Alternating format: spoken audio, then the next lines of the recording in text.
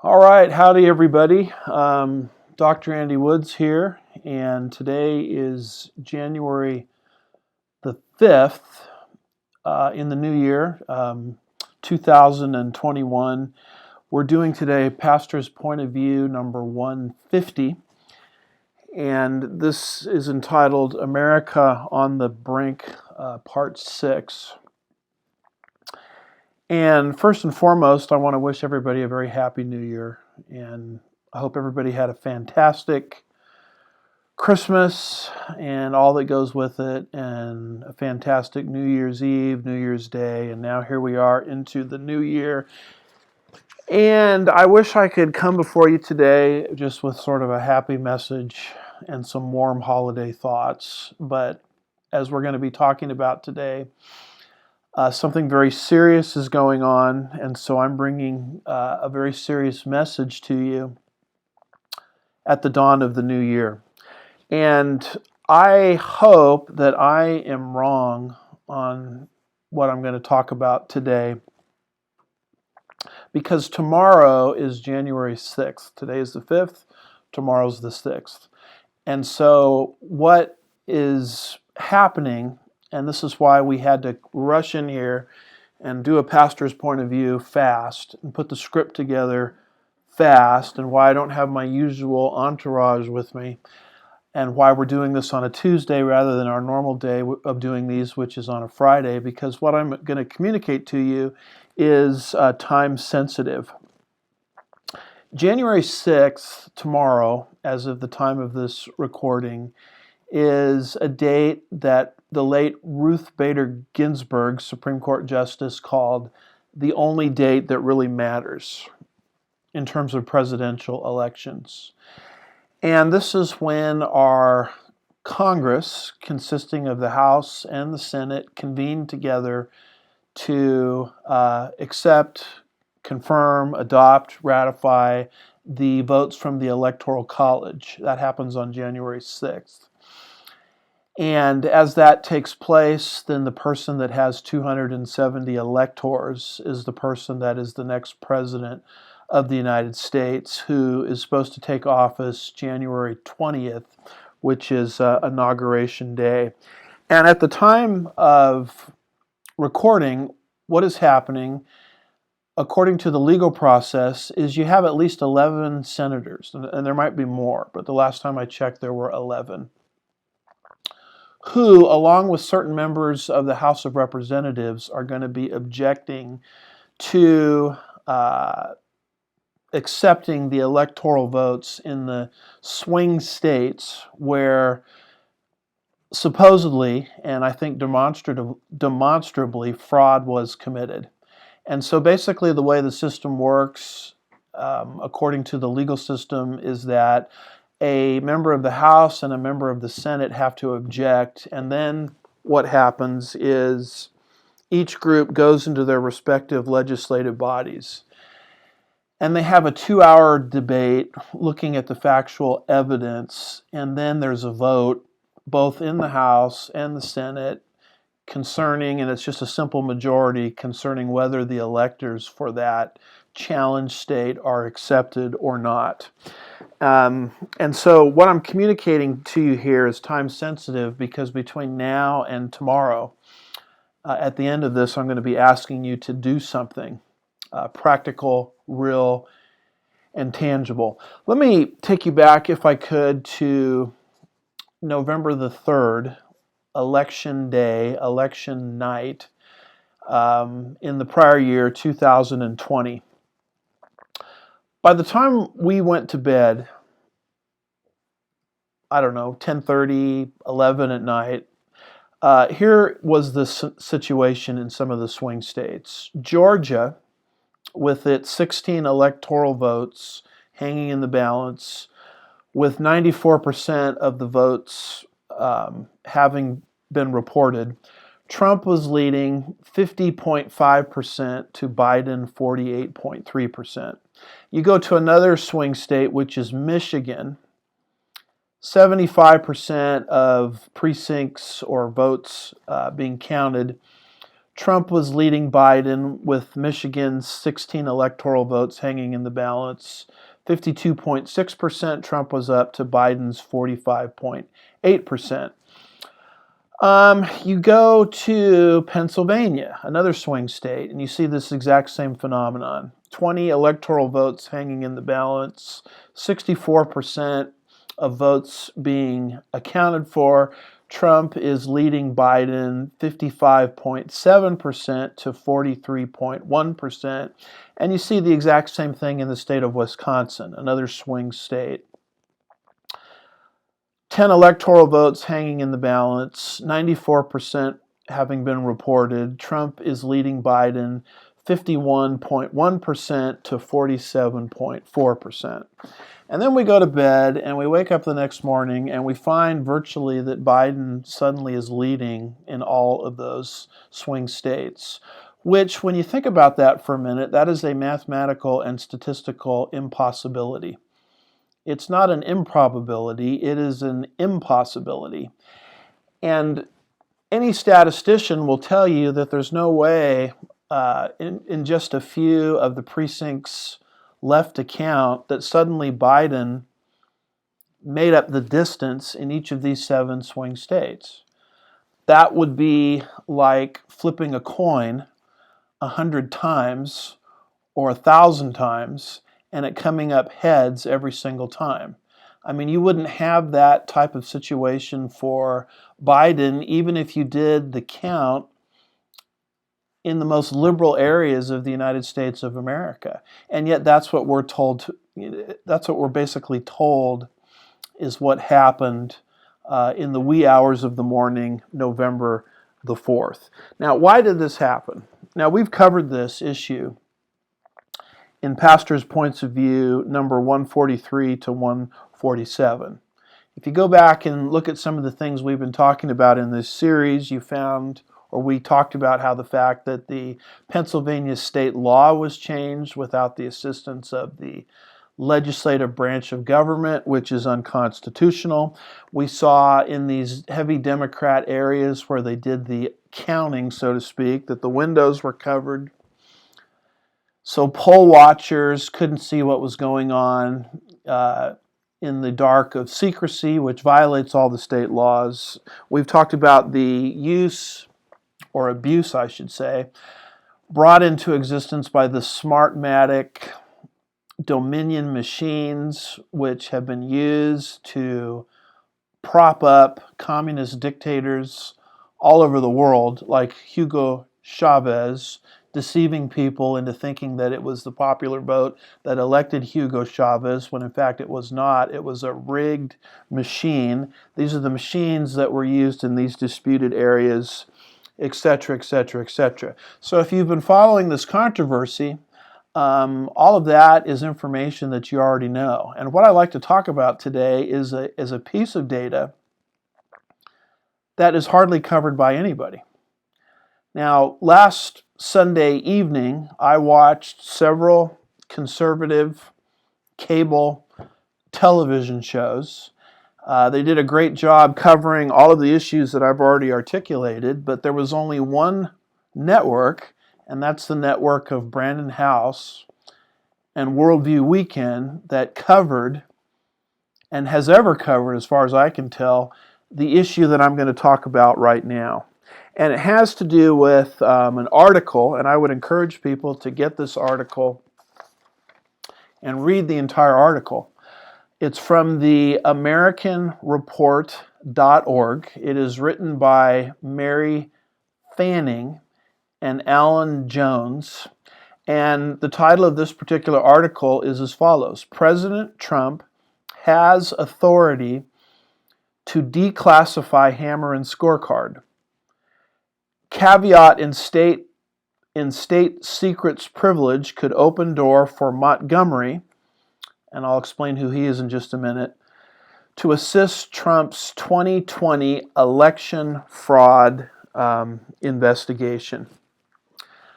There was a machine, a piece of software, a computer, for lack of a better word or term, used to flip the votes in these swing states, called the hammer. with its application called Scorecard. No one, for whatever reason, is covering this issue, and yet it may be, and probably is, the most definitive issue related to this election crisis that we've seen. In fact, the authors of this particular article, Mary Fanning and Alan Jones, have actually produced a book on this subject.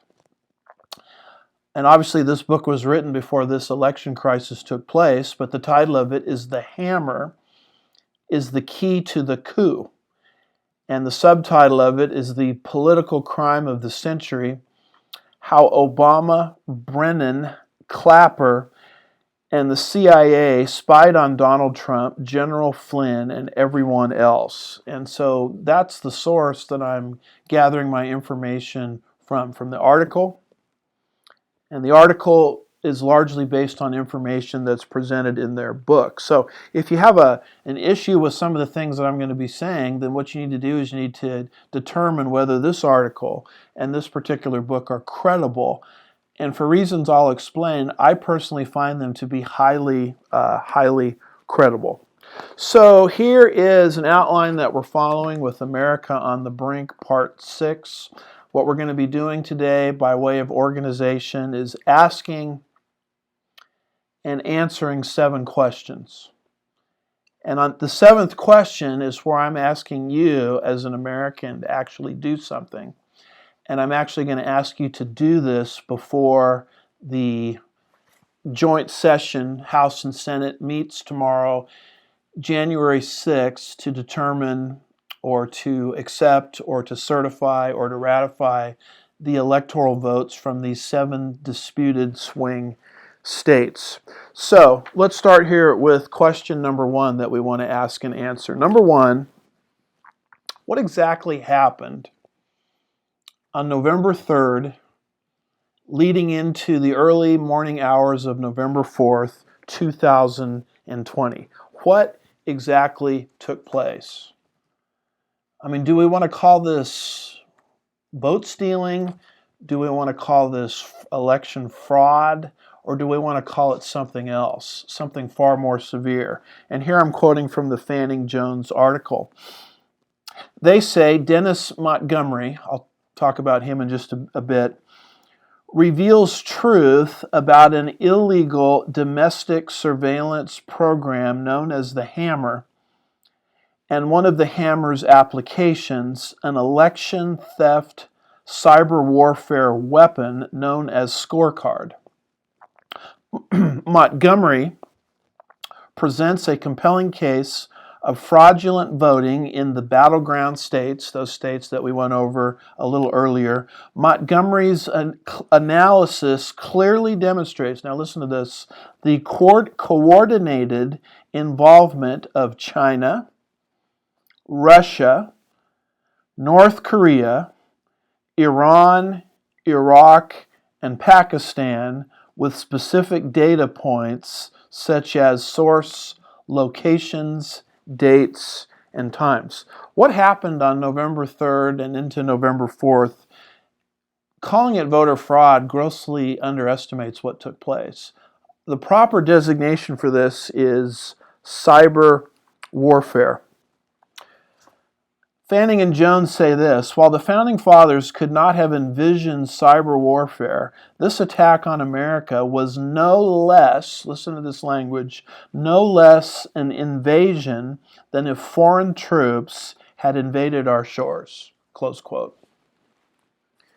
So what do you call this? You call it sedition, you call it treason, you call it cyber warfare, and that essentially is what happened in the wee hours of the morning, early morning on November the 4th, when it looked like Trump was going to carry all of those swing states, and he was well on his way to victory in the Electoral College. And suddenly, all of those swing states, suddenly in a coordinated effort, they stopped counting and kind of exempted themselves from the normal process.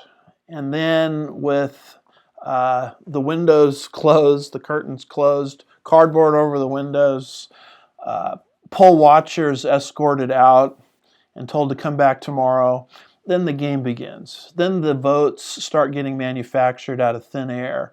And that explains the statistical, not improbability, but impossibility of Biden making up the difference in each of those areas, in each of those swing states. Now, I do not believe that hammer and scorecard was the only tool that was used, but I believe it was the main tool. And if you are one of those persons that's so naive as to think this election was free and fair and had nothing to do with fraud of any sort, then at the very least I would recommend the following article to you by Steve Bias, written December the 7th, 2020. And the title of the article is Vote Fraud, Here's the Proof. And I like that particular article because it covers the whole gamut comprehensively. It doesn't narrow down on one issue, but it gives you a bird's eye view of everything that happened in these states where there's a great dispute concerning the outcome of this election, these swing states. And he covers all of the fraud issues.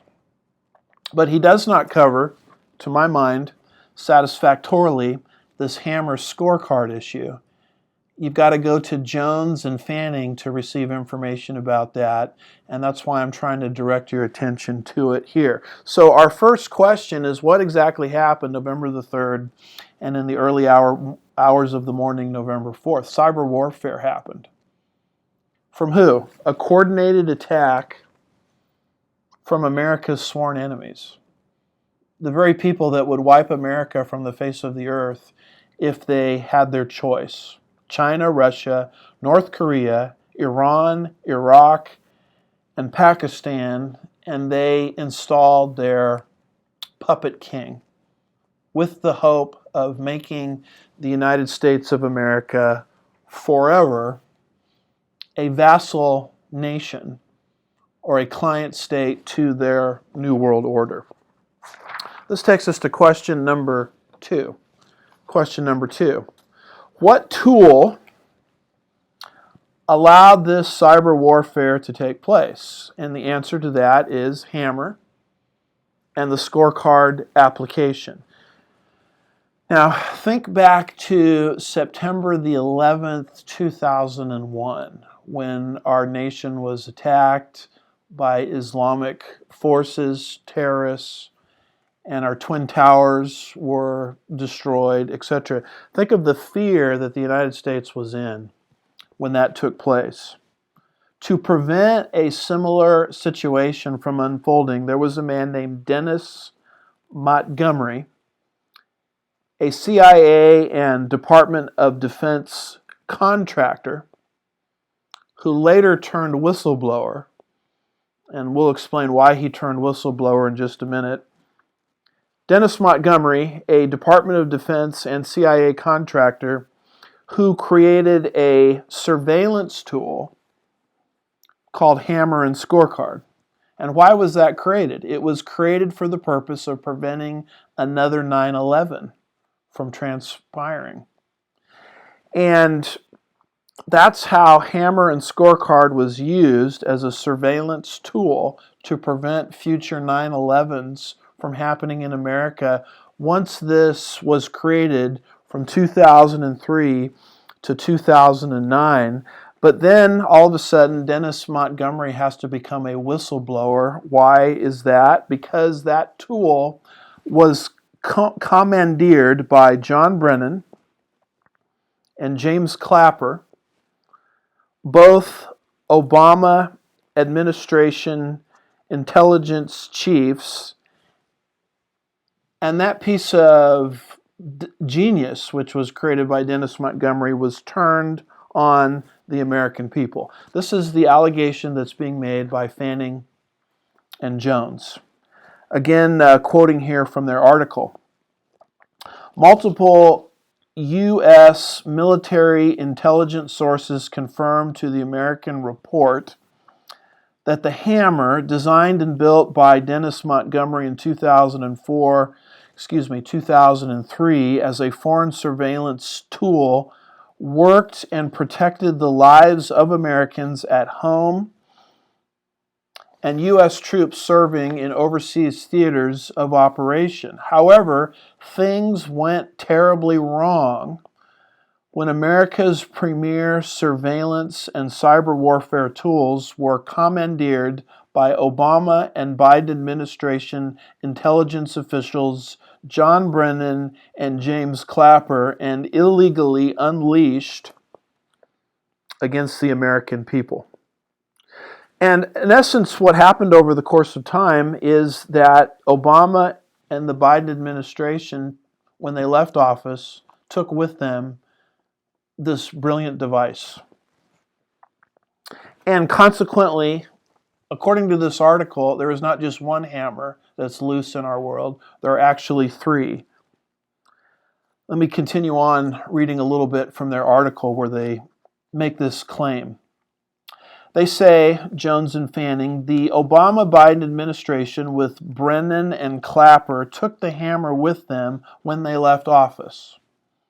They stole the keys of the kingdom. Montgomery revealed there is not just one hammer in the United States, but now a second hammer in the United Kingdom, and also a third hammer in China. Obviously I'm repeating that for the sake of emphasis. And then they say how that happened is a mystery. So what you have is a tool that was created for the good of the United States of America and served America well, has now fallen into the wrong hands, and it's actually been turned on the American people themselves, as I'll explain. And how it got into the clutches of the Obama and Biden administration as they left office is somewhat of a mystery, but the point of this article is that there are three of these hammers. One of them being in the United States, one being in the United Kingdom, and the third one being in China. So that is how we asked and answered question number 2. What exactly happened November 3rd and into the early hours of the morning, November the 4th? There was cyber warfare that took place. What tool was used to create this cyber warfare? It was this instrument or this device called the hammer.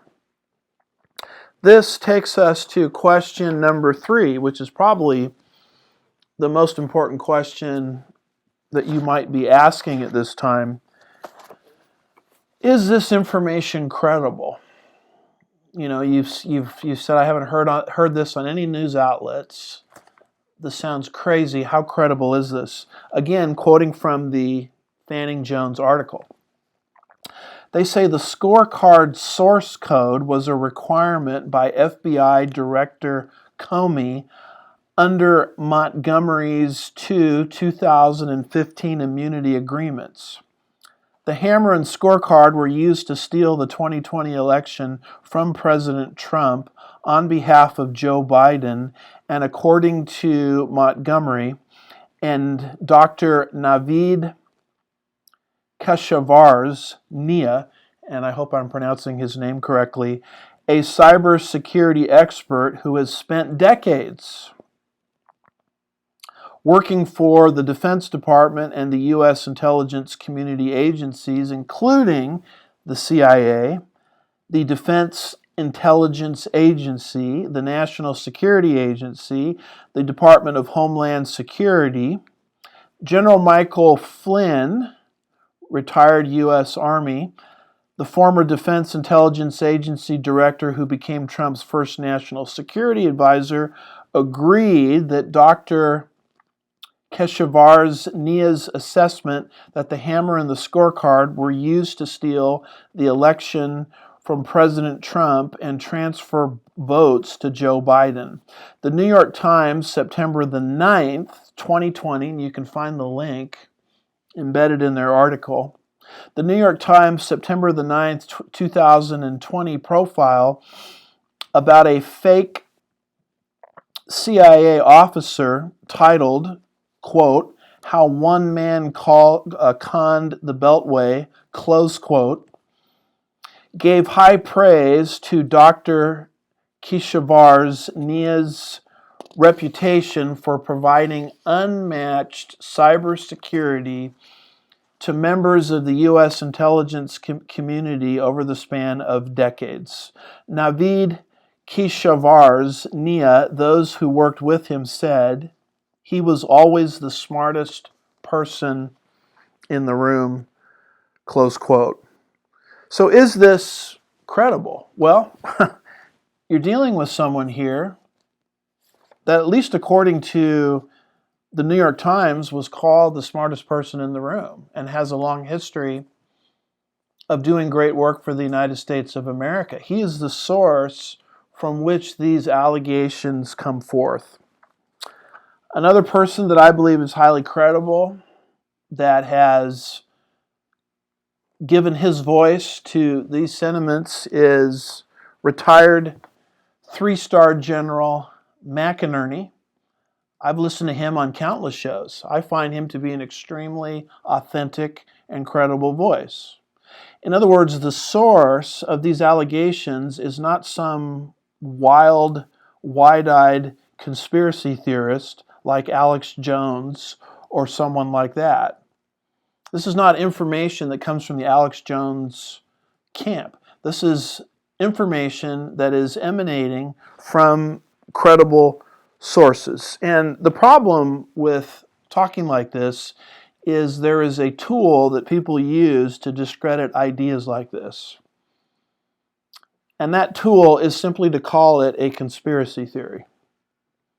Now, when you call something a conspiracy theory, essentially what you're saying is you're taking an idea, you're putting a box around it, and you're taking it off the table for actual scrutiny, discussion, and the bright lights of analysis. You can't do that because that's a conspiracy theory. For example, if you call something racist, this is why the left calls anything and everything they disagree with racist.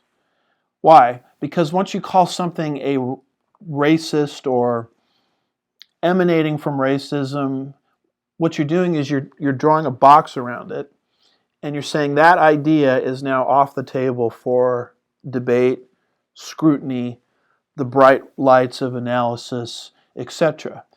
And that's why ideas like this are termed conspiracy theory ideas. They're termed that because they're getting too close to the truth, and those that are progenitors of these concepts don't want the scrutiny. Now, before you call something a conspiracy theory, I would challenge you to track down the roots of where this conspiracy theory language actually comes from. As you track it down, what you'll discover is the concept of conspiracy theory actually comes from the CIA. And it's a label put on things or put on people that are getting too close to the truth. You label it a conspiracy theory, just like you label something racist, and suddenly it's taken off the table for discussion. So the fact of the matter is, when you actually look at who is arguing this case that there is a real thing called a hammer and its application called the scorecard, these are actually very, very credible voices. Now, as an attorney, I can tell you this much. The first thing you do in a court of law is you try to, when your evidence consists of eyewitnesses, you have to demonstrate the credibility of those eyewitnesses.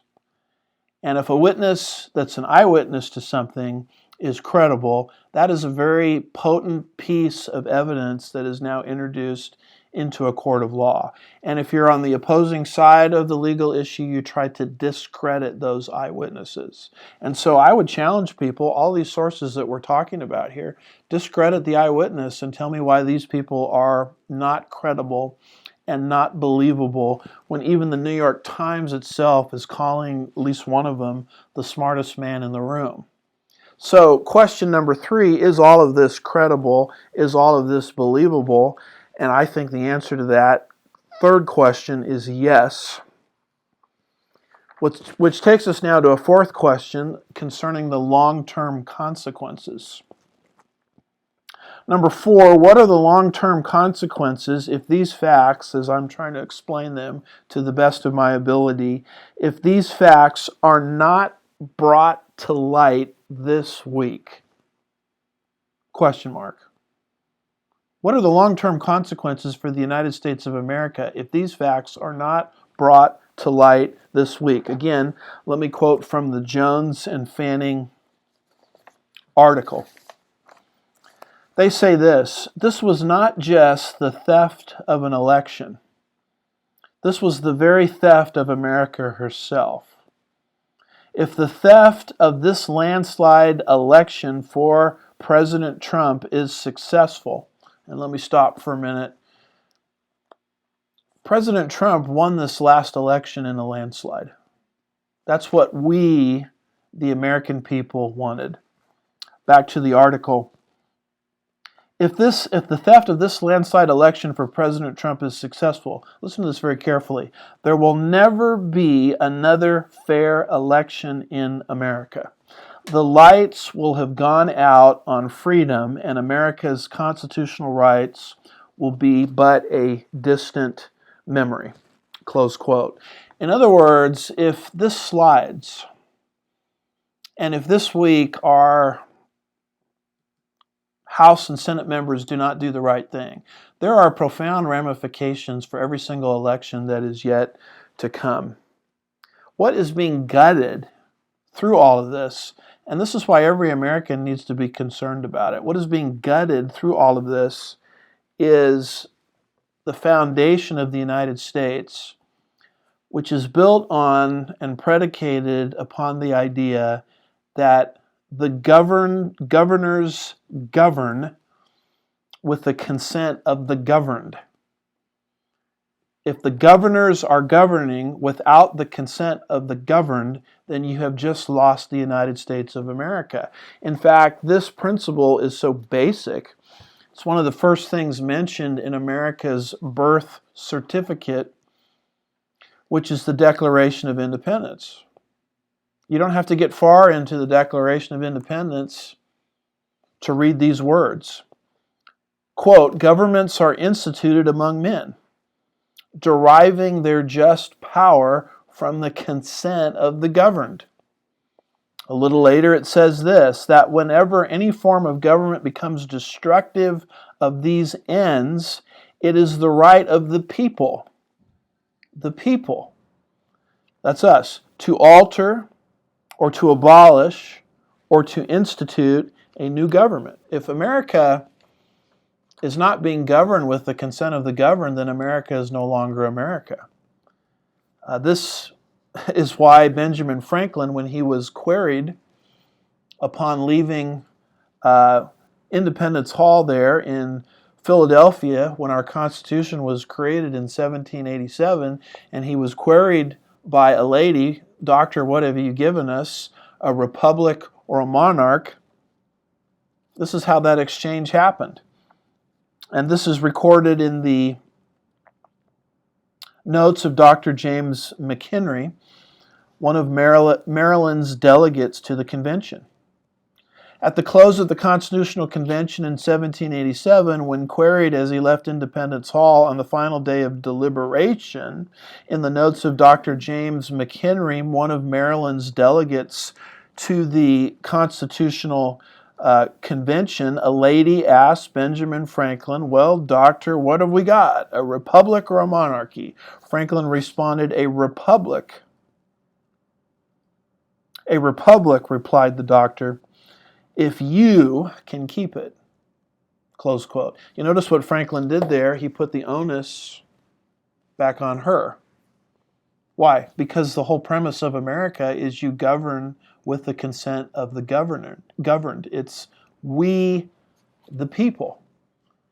And if you have America's sworn enemies through the use of cyber warfare, altering elections, particularly an election for the most important role in the United States of America, the presidency of the United States, then America is no longer the United States of America. America is just a client state or a vassal state of the New World Order. Notice what Abraham Lincoln said Later on in American history, at his Getty's famous Gettysburg Address, Pennsylvania, November the 19th, 1863, Lincoln said that this nation under God shall have a new birth of freedom, and that government of the people, by the people, for the people, shall not perish from the earth, close quote. Almost a direct reference, or almost a direct quote, if you will,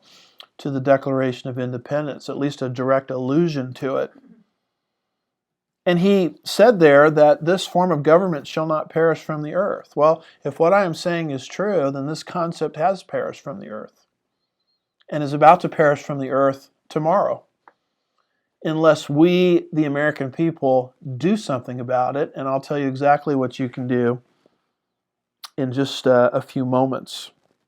This right to vote that we have, you have to understand something, that this was paid for through spilled blood. I mean, it is a privilege that we have that most people in world history could only dream of, and we possess it in our hands.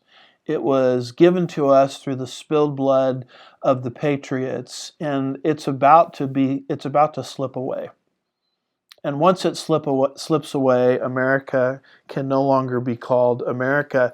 I very much appreciate the wording that they use here, Fanning and Jones, concerning the long-term consequences when they say the lights will have gone out. That choice of words, the lights, is very interesting because I want to take you back to John Winthrop, one of our very, very early Puritan leaders, who said this when he came to these shores.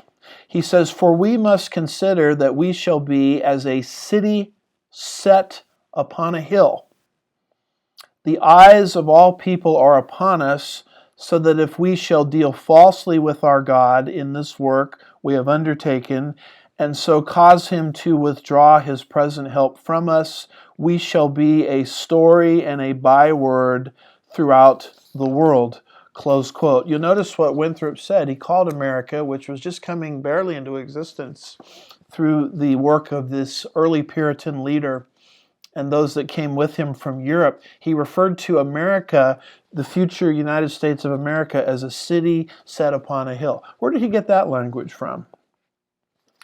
Well, if you have a copy of your Bible and you open it up to Matthew chapter 5, verses 13 and 16, and read our Lord's Sermon on the Mount, it's exactly what Jesus says concerning the role that God's people are to have in this world.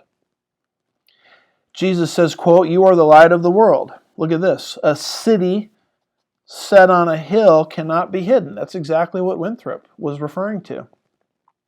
"Let your light shine before men in such a way that they may see your good works and glorify your Father who is in heaven." And that's why they're saying if the status quo from November 3rd, November 4th is now the norm, then the light is out. America is no longer America. America is no longer being governed by those who have the consent of the governed. And what does that do to the rest of the world? It takes hope away from the rest of the world, because the rest of the world, laboring under totalitarianism, looks to America as a beacon of light and freedom. That's why what is happening right now, what is about to happen tomorrow, is of such tremendous consequence. Now, Winthrop said something else in 1629. I just became aware of this quote. In his reasons to be considered for justifying the undertakers of the intended plantation in New England, he lays out the motives for that early plantation here in what later would become the United States of America, all the way back in 1629. If you want to know the motive in the foundation of the United States and why God has blessed the United States in such dramatic ways, you need look no further than this particular quote. Winthrop says, quote, "It will be a service to the church of great consequence to carry the gospel into those parts of the world to help on the coming of the fullness of the Gentiles and to raise a bulwark against the kingdom of the Antichrist, which Jesuits labor to rear in these parts. Close quote. In other words, the foundation of the United States of America was looked at as a service to the church. And it was looked at as an opportunity to carry forth the gospel.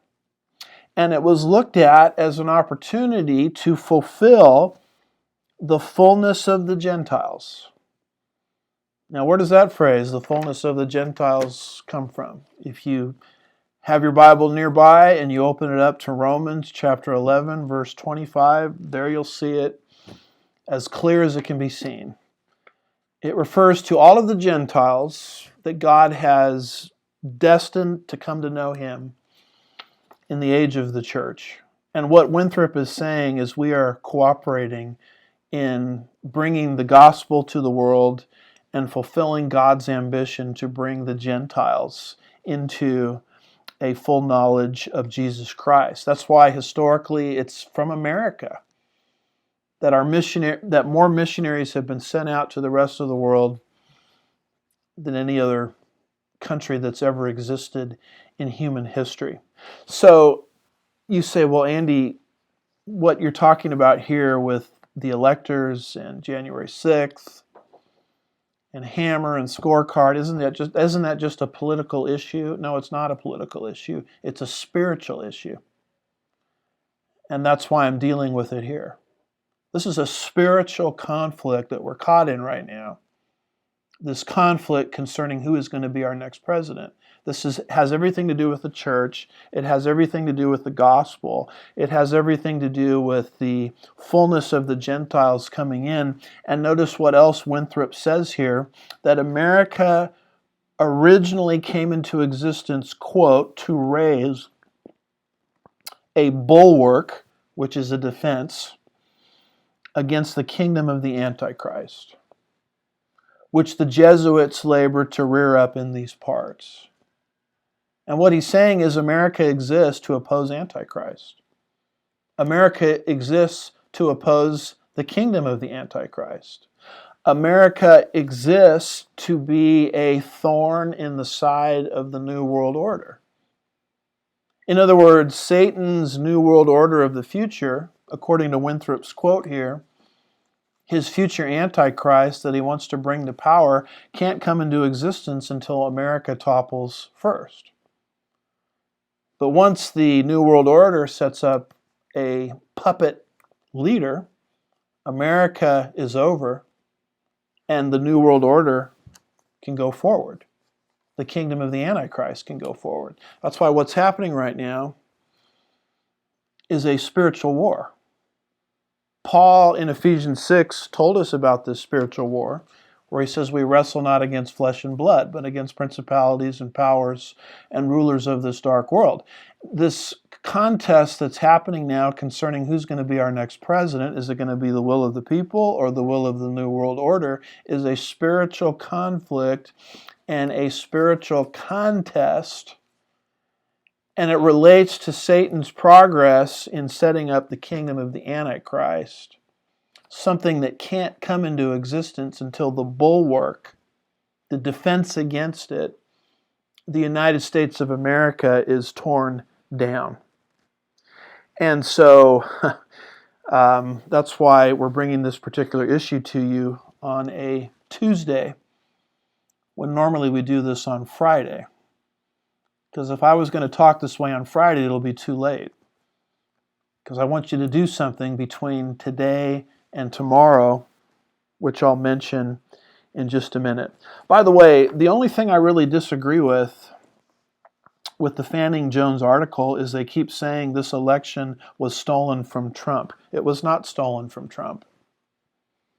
It was stolen from the people who went out and voted for Trump en masse. I understand that Donald Trump, to a lot of people, is a controversial figure. And what you have to do is you have to take Trump and his name and take it completely out of the equation. Once you do that, and the emotions settle, you'll see exactly who this is an attack on. This is an attack by Russia, China, Iran, etc., against you, the people who have one set of values, and the New World Order has a completely different set of values. This takes us now to question number 5. Has the hammer been used for other harmful or nefarious purposes? And the answer to that is yes. This is not the first time the hammer has been employed. It has been employed now, I think, not in a covert sense, but in an overt sense, because Trump was beating the programmed algorithm that badly. He was beating it so badly that what normally is covert had to be brought out into the open as overt. That may be the one blessing, if any, that comes out of this whole process, is now the New World Order has been laid bare. And anybody with 2 brain cells to rub together can look at the evidence and see it there in plain view that there was a concerted attempt to topple the will of the American people and to turn the United States into a vassal state or a client state. So has this hammer been used before? The Fanning Jones article says the hammer and scorecard were used to steal the 2012 presidential election on behalf of Obama and Biden. And now, again, 8 years later, the 2020 election has been stolen with the hammer and scorecard on behalf of Biden and Harris, according to Montgomery and Dr. Naveed Keshavaris Nia, who the New York Times called the smartest man in the room. And the hammer has also been used to spy in the past and in the present on American people. The American people. The article goes on and says the illegal domestic spying operation conducted by U.S. rogue intelligence community officials utilizing the hammer surveillance supercomputer harvested terabytes of surveillance data. The Obama-Biden administration subsequently used that illegally harvested surveillance data to carry out blackmail and leverage operations against American citizens, including other U.S. government officials. Watch this now. The U.S. Supreme Court justices. Let me read that last one again just for emphasis. U.S. Supreme Court justices. 156 Article 3 judges, FISA court judges, members of Congress, military officers, defense contractors, business leaders, law firms, and millions of Americans, according to the whistleblower tapes. Brennan and Clapper were not only collecting outside the law, outside the mandate of Congress, but were using the illegally collected data for purposes of blackmail and leverage against surveillance targets in all 3 branches of the United States government. Such as who? Once again, justices of the United States Supreme Court, FISA judges, members of Congress, and executive branch officials. This was not just the transformation of America. This was the capture of America through blackmail and leverage operation. So what you're dealing with here is the fact that this hammer was used to already flip an election in the past, if this article is accurate. But it was also used to compile surveillance data terabytes on non-suspecting people, such as people in places of influence, whereby they could later be leveraged and blackmailed. That's what's being alleged in this article. And everything that they misuse the hammer for, when the hammer was originally created for good purposes, benevolent purposes, once it fell into the wrong hands, it began used for malevolent purposes. In fact, everything that was done with the hammer in terms of surveillance is illegal. Why? The article says the CIA charter prohibits the agency from spying on Americans on U.S. soil, and yet that's what the hammer was used for. The article says what Brennan and Clapper did was illegal. What they did was outside the rule of law and an act of treason. Now, if all of this is accurate, it explains an awful lot, doesn't it?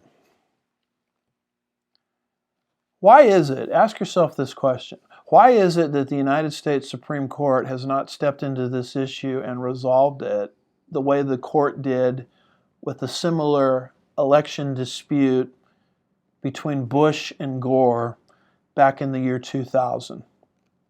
How come a Scalia-led United Supreme Court resolved that issue, but our current United States Supreme Court won't touch it? And by the way, the media keeps trumpeting the line that the courts have looked into this issue and it has no merits. That is an absolute fabrication. That is an absolute lie. As I speak, no court has even heard the evidence that the Trump team has compiled.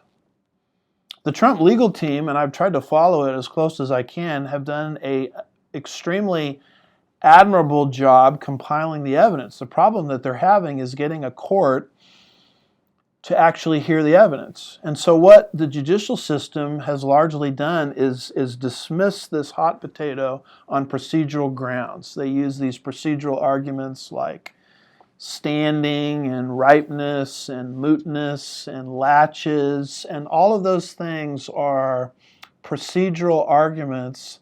They have nothing to do with the merits of the case. So no judicial body in the United States has heard the factual evidence that the Trump team has compiled concerning theft of an election. The only group of people, to my mind, that have even had an opportunity to see the evidence and hear the evidence are some of the state legislatures and the hearings that they've conducted, but the judicial branch of government doesn't even want to touch the case. They use procedural arguments to just dismiss this hot potato. And so what's going to happen on January 6th, 2021, tomorrow, if I'm understanding this right, and a House member and a senator both vote to examine the electoral recommendation of a state, whether they're going to certify that or not, is now they're going to go into their individual bodies and they're going to have a chance to hear the factual evidence.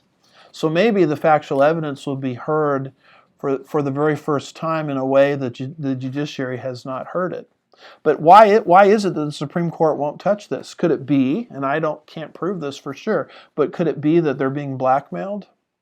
Could it be that the hammer has discovered all kinds of skeletons in their closet and they're told, you better not touch this case and rule on it factually, or we're going to let your secrets out of the closet? I mean, it is interesting that John Roberts' name, we have a slide shot of it, appears on the Jeffrey Epstein flight log list. I mean, is that the same John Roberts that's on the United States Supreme Court? I don't know. But could it be that this was discovered through surveillance and John Roberts himself is being put under duress to not take this case? Here is a picture of John Roberts. It's a very strange picture. It's a picture of his eye bruised. You know, it's like dealing with a battered spouse who comes to the office with her eye bruised and she said she fell. Well, automatically that's suspicious, because when people fall, they don't fall head first. They typically reflexively, instinctively put out their arms to brace themselves. And so when someone is coming in with a battered eye like that, I'm always wondering, well, did someone take a swing at her? Did someone take a swing here at Chief Justice John Roberts? I mean, is this why our United States Supreme Court has behaved completely differently than it did 20 years ago in the Bush versus Gore issue? Could it be that our Supreme Court justices are being put under duress and blackmail and leverage thanks to information that has been accumulated, skeletons that have been found in their closet, thanks to the abuse of Hammer? I mean, these are things that we ought to be asking. I'm not saying these things are absolutely true either. What I'm saying is these are logical, natural questions that we should be asking when our Supreme Court behaves in such a strange way. So that particular question, are there other harmful deeds that have been done through the hammer? The answer is yes. Flipping prior elections without most Americans knowing what's happening, because that was done in more of a covert manner. Surveillance on American public officials, surveillance on American citizens.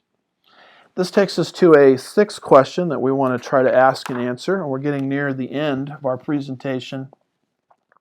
And probably many of you are asking, well, if this is true, number 6, why is it that so few know about this? Why is knowledge of hammer and scorecard such a rare commodity these days? Why is it that only Brandon House of Worldview Weekend is giving people like Mary Fanning and Alan Jones and General McInerney a platform to discuss this?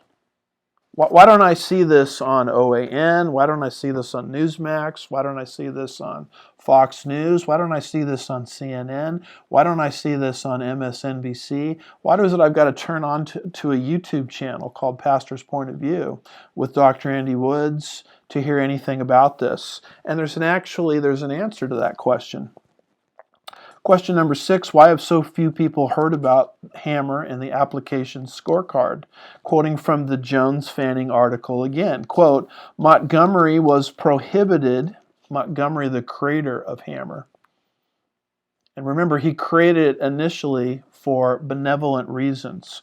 Montgomery was prohibited from speaking to the American people about the super surveillance program that he built for the Defense Department in an effort to keep America safe from terrorists and other foreign adversaries in the wake of the 9/11 attacks, after government protective order and state secrets privilege were invoked.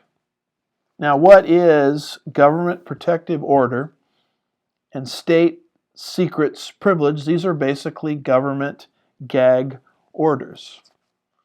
Why was he put under a gag order? Because this, according to the government, is considered a matter of national security, and so consequently it becomes classified. That's why no one wants to talk about this, and it takes a whistleblower like Dennis Montgomery, the creator of the system, to bring this out into the open. That's why so few people have heard about it. So don't let this idea that it's not on the main cable shows, so therefore it's not credible, don't let that deceive you. There's a reason as to why very few people have heard about this.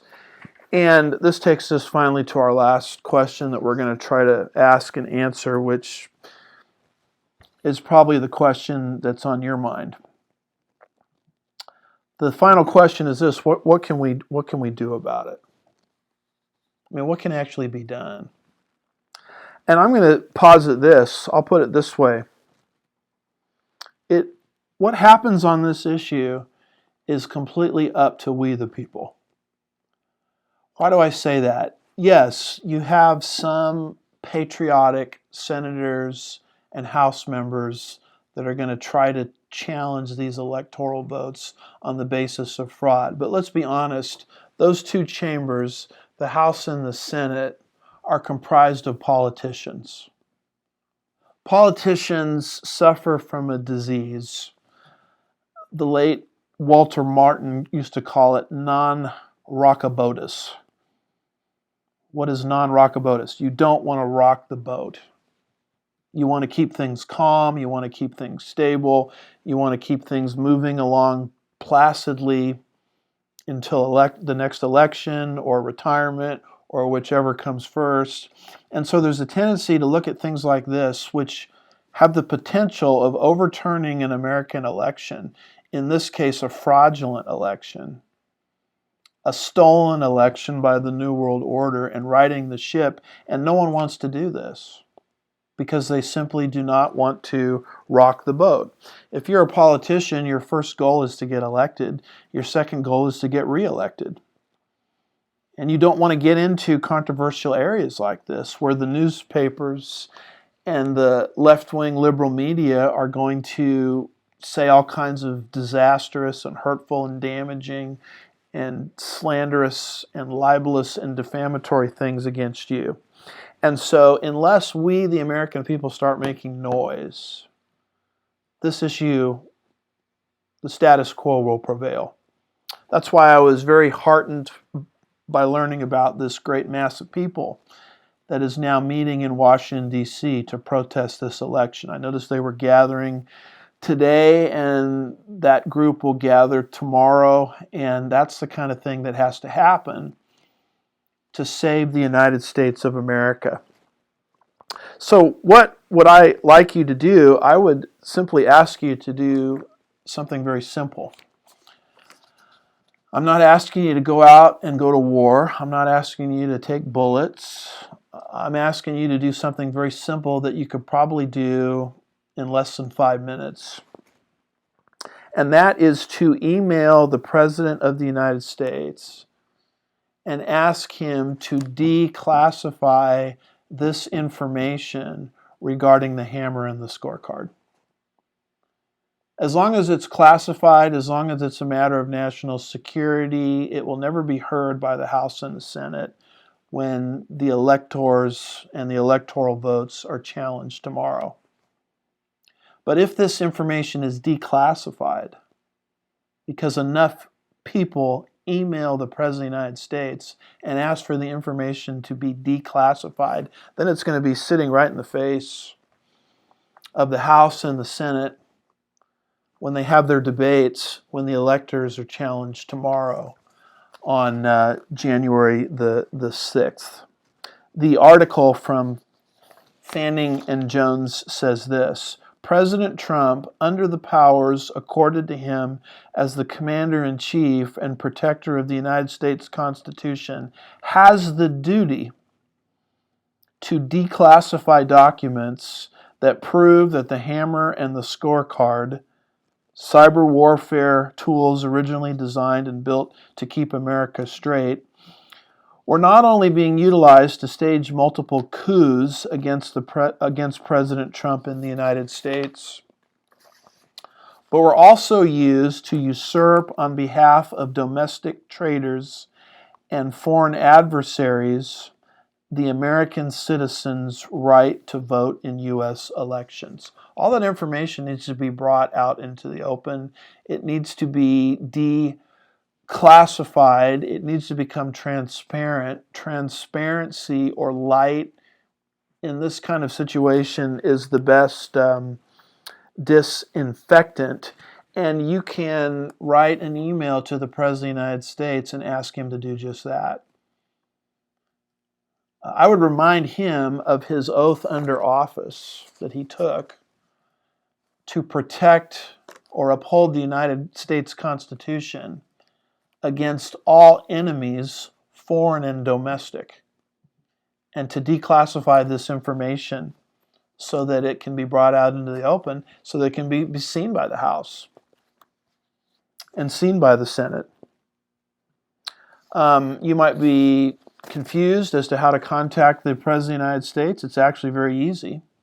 Just go to www.whitehouse.gov/contact, and then another / right after it, and you'll be taken right there to how you can write a very short, respectful, but at the same time firm and pithy and insightful email to the President of the United States asking him to do what I just said, to declassify this information concerning the hammer and the scorecard so that it can be seen by the House and the Senate when they have their debates starting tomorrow concerning whether to accept the electors as authentic, certify the electors from the various swing states. You can also, on your Twitter feed, put that information out there and put under it at real Donald Trump, so at least the President of the United States has the potential of seeing your tweet. That's something we can all do.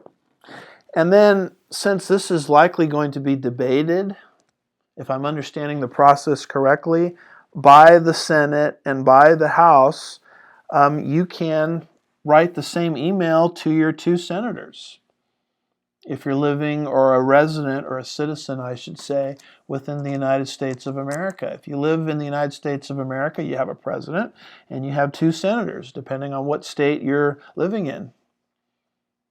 And email those 2 senators and ask them to look honestly at this declassified information as they make their decision on whether to certify the fraudulent electoral votes from the swing states. Now, how do you contact your senators? It's very easy. Just go to www.senate.gov/general/contacting.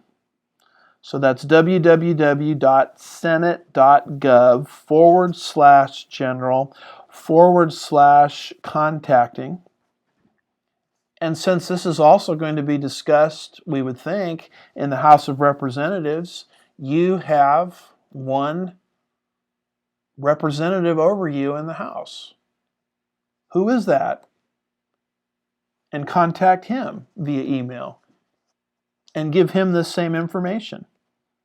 You can find out who your representative is and how to contact them by going to www.house.gov/representatives/find-your-representative. That's www.house.gov/find-your-representative. And if none of that works, just go to a search engine and type in, how do I email my president? How do I email my senators? How do I email my member of the House of Representatives? And there's plenty of information online how to do this quickly and do this easily. And with the president, you're asking him to declassify the information related to hammer and scorecard. With the senators and members of the House, you're asking them to look at all of this evidence and decertify the electoral votes from the disputed swing states on the grounds of foreign interference with an American election. And since today is Tuesday and people in Georgia are voting, I would simply say this: if you're a patriot and a constitutionalist and you live in Georgia, you've got to get out there in such numbers so as to beat the preordained algorithm. And that's how you keep the Senate from falling into the hands of liberals. And generally what we're doing here, as far as I can tell, and this hopefully will explain my urgency in this, is we're helping save America. We're actually playing a role in saving America according to the original vision given by John Winthrop in preventing America from being stolen by the New World Order. I want to close with this speech from George S. Patton. This was a speech given to the Third Army.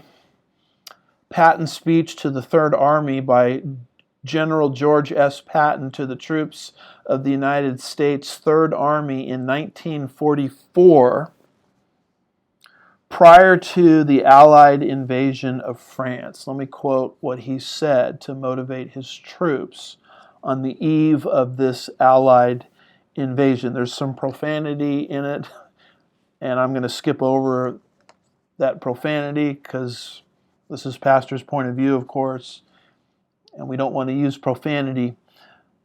But it's amazing what he says here as he's trying to motivate these young men in the battle of their lives. He says, quote, "Then there's one thing you men will be able to say when this war is over and you get back home. 30 years from now, when you're sitting by the fireside with your grandson on your knee and he asks you, 'What did you do in the Great World War II?' you won't have to cough and say, 'Well, your granddaddy was shoveling,' begins with an S, 'in Louisiana.' No, sir, you can look at him straight in the eye and say, 'Son, your granddaddy rode with the great Third Army and a son of a blank, blank, blank, blank, blank named George Patton,' exclamation point." And the reason I find that speech helpful is because it's a reminder that the day in history is going to come if America is stolen and fundamentally transformed. Our descendants are going to ask us, "What in the world were you doing as this theft was happening?" And you're not going to have to look at them in the eye and say, "Oh, well, I was involved in this trivial pursuit over here or that trivial pursuit over there. I actually tried to do something to stop it." That's part of the motivation why I decided to come before this camera today. I don't want to look at my descendants in the eye and say, "Well, I did absolutely nothing in the midst of America's greatest crisis." I at least tried to rally the troops to do something as simple as sending an email or a tweet to our elected representatives to prevent the theft of the United States of America. I like how the Fanning Jones article concludes, and it says, "The 2020 election was nothing less than the traitors' coup de grace in an endless series of attempted coup d'etats." Let's be frank, folks. They haven't liked Donald Trump from day one. They haven't liked him the moment he rode down the golden escalator and announced his candidacy for the presidency of the United States. Why? Because whether you like Trump or hate him, he's made decisions against the New World Order. And he's made decisions that are in favor of America. And so the New World Order has tried to take him down from day one. Fake impeachment was one example. The fake Russian hoax was another example. And now, why not just add to the list? Now we've got a fake election. And so we have to take a stand against it, particularly as God's people. Of course, we always like to conclude with Titus chapter 2, verse 13, which we'll put on the screen. Titus chapter 2, verse 13, which says, "Looking for the blessed hope and the appearing of the glory of our great God and Savior, Jesus Christ." So we like that particular verse because it's a reminder that no matter what happens tomorrow or the months, weeks that follow, our ultimate hope is not found in this world, but it's found in the soon return of our Lord Jesus Christ. And let me conclude by sharing with you just a few pieces of information. Let's see, did you have a chance to put Titus 2, verse 13 up? Very good. If you agree with what we're saying, I would ask you to share this. share it when it goes up on YouTube, share it on Facebook, and you already know that the Silicon Valley technocrats have sort of devised things in such a way that presentations like this aren't heard, and so you can beat their algorithm simply by clicking share. So we have this on Andy Woods Ministries, and we're going to upload it momentarily onto YouTube. I would encourage you to go to Rumble, because it's likely that YouTube could ban this or try to discredit it in such a way. So this presentation is also going to be uploaded on Rumble. Just go to Andy Woods, all one word, on Rumble to find my Rumble account. And we're also going to put this on MeWe. You can find me on MeWe at Andy Woods Ministries, and there's also an Andy Woods Ministries discussion group on MeWe, and you could also find me on Parler.